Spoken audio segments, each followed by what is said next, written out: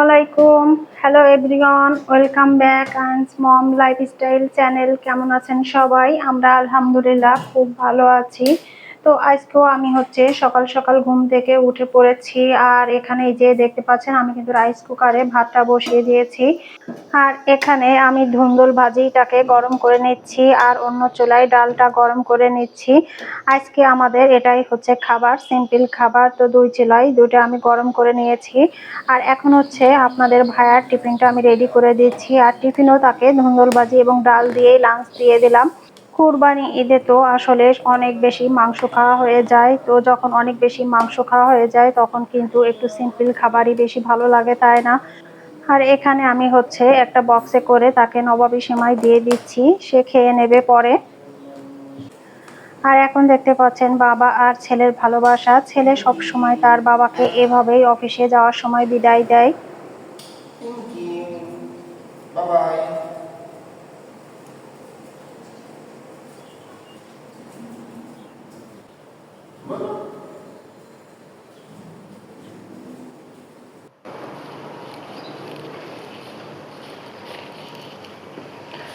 এই আমার বেডের অবস্থা। বেডের উপরে জামা কাপড় ছড়িয়ে ছিটে রেখেছে আয়ন বাবা, তারপর তার গাড়িও তুলে নিয়েছে।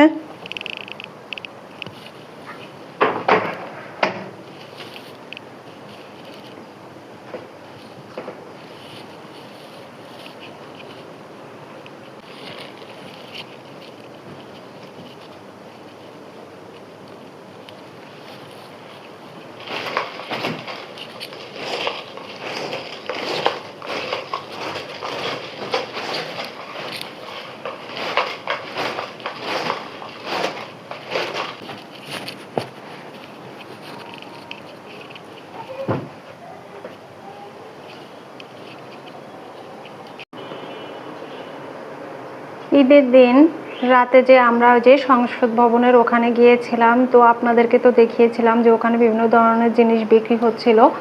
তো ওখান থেকে আমি এই বাবুই পাখির বাসাটা কিনে নিয়ে এসেছি। আমার কাছে বেশ ভালো লেগেছে আর ইউনিক লেগেছে। আর এটাকে আমি আমার ড্রয়িং রুমের এখানে ঝুলিয়ে দিয়েছি। দূর থেকে একটু আপনাদেরকে দেখাই জিনিসটা আসলে কেমন লাগছে দেখতে।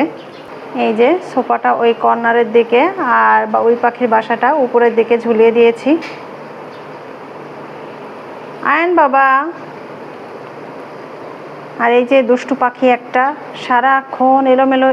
এই মাত্র যে আমি বেডটা গুছিয়ে রেখে এসেছি, সে চলে গেছে এলোমেলো করতে।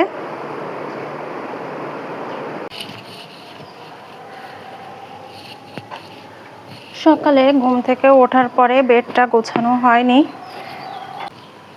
সকালে ঘুম থেকে ওঠার পরেই আমাদের তাড়াহুড়ো শুরু হয়ে যায়। আয়নের পাপাও ঠিক জাস্ট টাইমে ঘুম থেকে ওঠে। ও ঘুম থেকে উঠেই ওয়াশরুমে ঢুকে যায়, আর আমি ঘুম থেকে উঠেই কিচেনে ঢুকে যাই।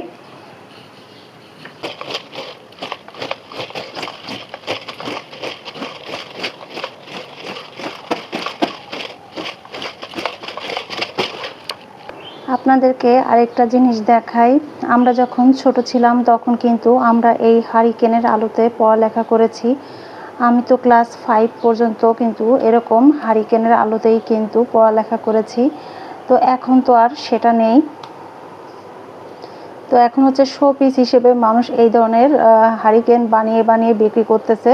তো ওই যে সংসদ ভবনের ওখান থেকে এটাও কিনে নিয়ে এসেছিলাম। এটা কিন্তু আলো জ্বলে।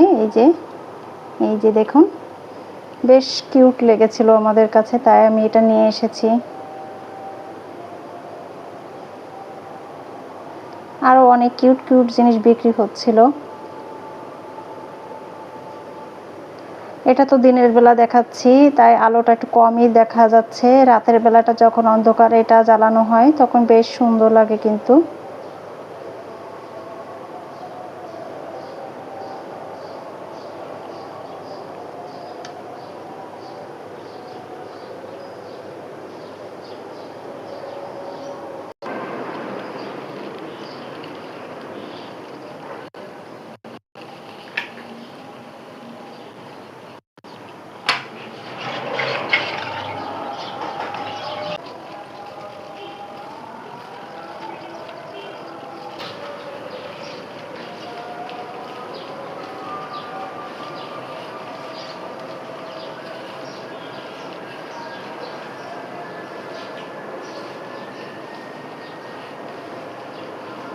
মাম্মাম, মাম্মাম, তুমি কি দেখতেছো বাবা? হুম, সবাইকে বলো আমার মাম্মির ভিডিওতে সবাই লাইক দিও, সাবস্ক্রাইব করো, সবাইকে বলো। কি বাবা?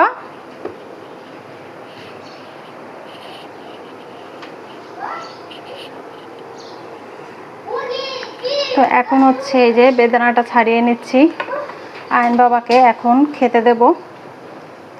আর এই যে বক্সে করে রেখে দেব, কারণ একটা বেদানা তো খেতে পারবে না, এখন অর্ধেকটা দেব, বাকি অর্ধেকটা আমি ফ্রিজে রেখে দেবো ওই বক্সে করে।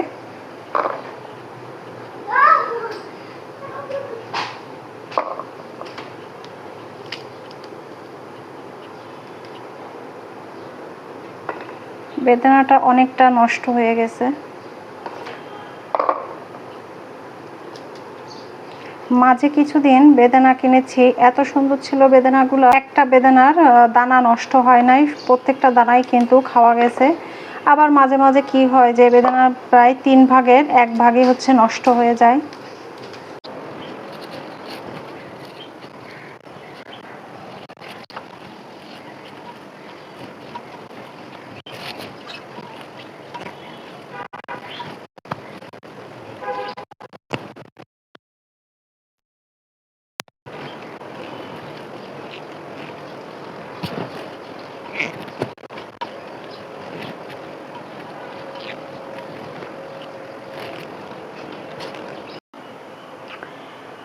এখন আমি একটু গরুর মাংস রান্না করব আপনাদের ভাইয়ের জন্য। তো এখানে আমি বেশি করে আলু কেটে নিয়েছি, কারণ বাবা ছেলে তো আলু খায়।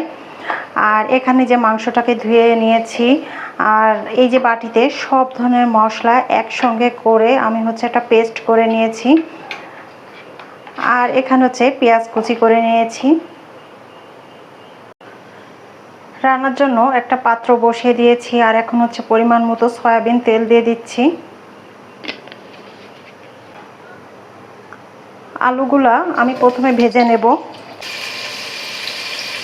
হলুদ দিয়ে দিচ্ছি, সামান্য লবণ। এখন হচ্ছে আমি আলুগুলাকে নেড়ে চেড়ে ভেজে তুলে নেব।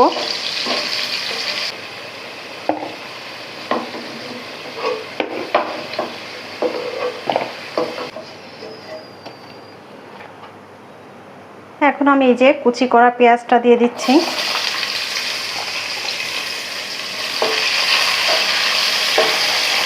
ব্রাউন কালার হওয়া পর্যন্ত আমি হচ্ছে নাড়তে থাকবো। এখন দিয়ে দিচ্ছি কিছু গোটা মশলা, এখানে হচ্ছে তেজপাতা আছে, এলাচ আছে, আর লবঙ্গ আছে।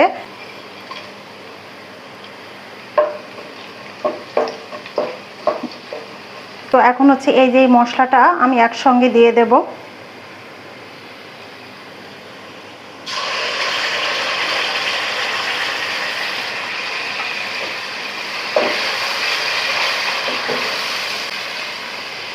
এখানে লবণ ছাড়া বাকি সব মশলাই আমি দিয়ে দিয়েছি, এখন শুধু আমি লবণ দিয়ে দেব। মশলা রাখা বাটিটা ধুয়ে পানি দিয়ে দিচ্ছি। স্বাদ অনুযায়ী লবণ দিয়ে দেব। আমি যেহেতু গরুর মাংসটা খাই না, তাই আমি এটা আন্দাজ করে লবণটা দিয়ে থাকি। আর আমার লবণের পরিমাণটা নাকি ঠিকই থাকে। মানে সবাই বলে যে তুমি গরুর মাংস খাও না, কিন্তু গরুর মাংস রান্না করার সময় যে লবণটা দাও সেটা কম বেশি হয় না, পারফেক্ট হয়। তো যাই হোক, এখন হচ্ছে আমি মশলাটাকে সুন্দর করে কষিয়ে নেব তেল উঠে আসা পর্যন্ত। আর এদিকে আমি আইসক্রিম নিয়ে নিয়েছি একটা বাটিতে। আসলে অনেক গরম পড়েছে, আর এই গরমের সময় আইসক্রিম খেতে কিন্তু অনেক ভালো লাগে।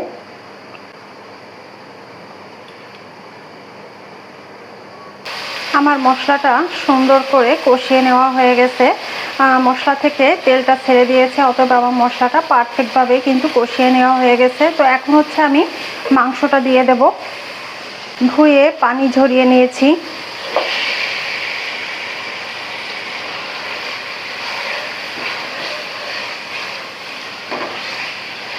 এখন মাংসটাকেও মশলার সঙ্গে সুন্দর করে কষিয়ে নেব কিছুক্ষণ,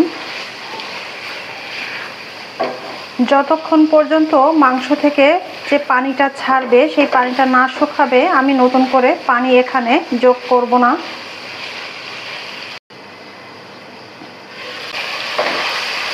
মাংস থেকে যে পানিটা বের হয়েছিল পানিটা শুকিয়ে গেছে। তো এখন হচ্ছে আমি নতুন করে আবার পানিটা দিয়ে দেব, যাতে মাংসটা পরিপূর্ণভাবে সিদ্ধ হয়ে যায়, মানে কষিয়ে নেওয়া হয়ে যায়।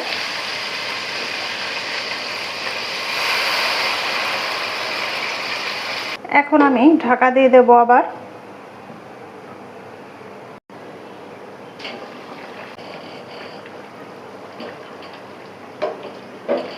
আলু এবং মাংসটাকে আবার সুন্দর করে আমি হচ্ছে কষিয়ে নেব। মাংস এবং আলুকে আমি সুন্দর করে কষিয়ে নিয়েছি, যে পানিটা কিন্তু একদমই টেনে গেছে। আর এখন হচ্ছে আমি ঝোলের জন্য গরম পানি দিয়ে দিলাম।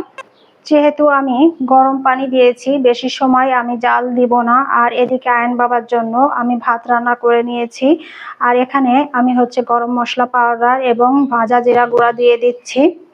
রেডি হয়ে গেল আমার আলু দিয়ে ইয়াম্মি ইয়াম্মি বিফ কারি।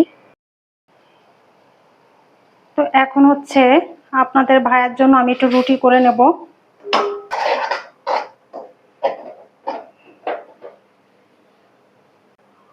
আটাটা মাখানোর সময় যদি একটু সয়াবিন তেল হাতে এভাবে করে মাখিয়ে আটাটা সেনা হয় বা ময়াম করা হয়, তাহলে কিন্তু আটাটা হাতে লাগে না। এই যে দেখতে পাচ্ছেন, এই যে আটা কিন্তু হাতে লাগছে না।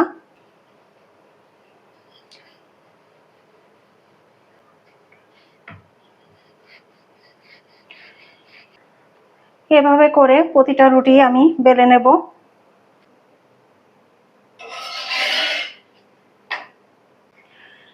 যারা ভিডিওর এই পর্যায়ে এসেও একটা লাইক দিতে ভুলে গিয়েছেন, প্লিজ প্লিজ একটা লাইক দিয়ে দেবেন। আপনার একটা লাইক আর একটা সুন্দর কমেন্ট কিন্তু আমাকে পরবর্তী ভিডিও দিতে অনেক বেশি মোটিভেটেড করবে।